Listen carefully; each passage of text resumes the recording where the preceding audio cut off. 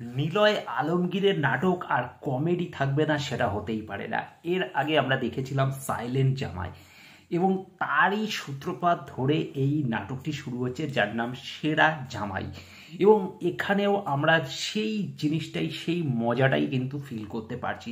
নাটকটি পরিচালনা করেছেন মহিন খান, এবং এখানে কাসিমের চরিত্রে অভিনয় করছেন নিলয় আলমগীর, এবং রিয়ার চরিত্রে অভিনয় করছেন হিমি। এবং এই দুজনের জুড়ি মানে সত্যি যাকে বলে জুড়ি মেলা ভার। এবং সাইলেন্ট জামাইতেও আমরা দেখেছিলাম সেই নিজের বরকে প্রথমে চাকর বলে পরিচয় দেওয়া। এই নাটকটাও ঠিক শুরু হচ্ছে সেই জায়গা থেকে, কিন্তু তারপরে এই নাটকটি সম্পূর্ণ ঘুরে অন্যদিকে টার্ন নেয়। কোন দিকে টার্ন নেয়? এই বোকা জামাইকে সেরা জামাই হতে হবে।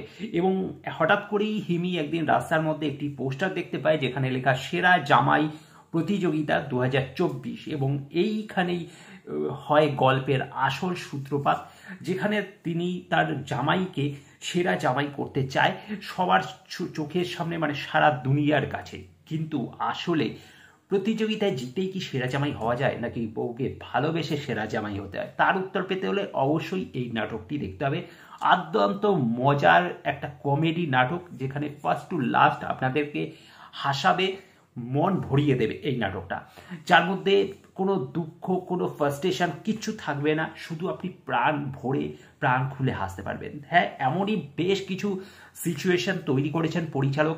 আমরা বিভিন্ন দেখতে পাচ্ছি যে সেরা জামাই হতে হলে তাকে কি কি করতে হবে। তার জন্য গান শিখতে হবে, নাচ শিখতে হবে, ফাইট শিখতে হবে, কবিতা শিখতে হবে, এরকম আরও কত কিছু।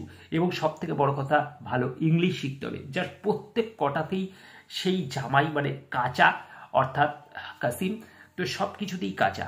এবং সেই জায়গা থেকে সে কি করে নিজেকে সেরা প্রুভ করবে, যে সেইটা নিয়ে একটা মজাদার নাটক। তো সত্যি কথা বলতে ফার্স্ট টু লাস্ট নাটকটা জমে গেছে।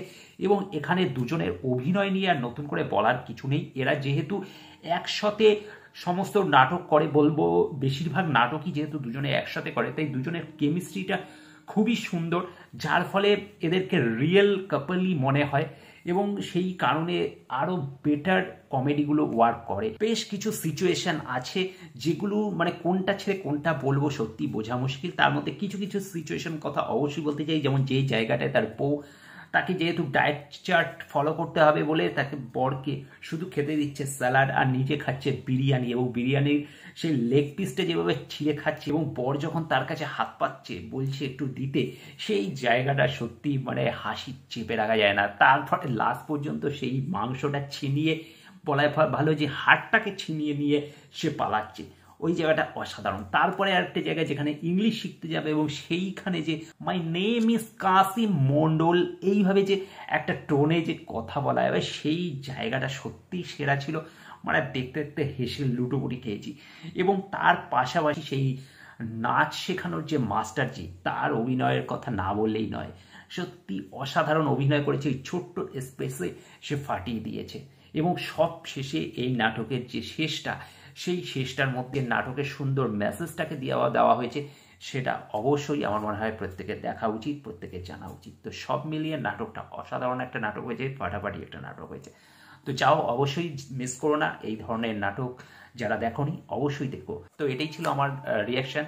ভিডিওটা ভালো লাগলে অবশ্যই লাইক শেয়ার করে দেবে, চ্যানেলটা সাবস্ক্রাইব করে সাথে দেবে। Thank you.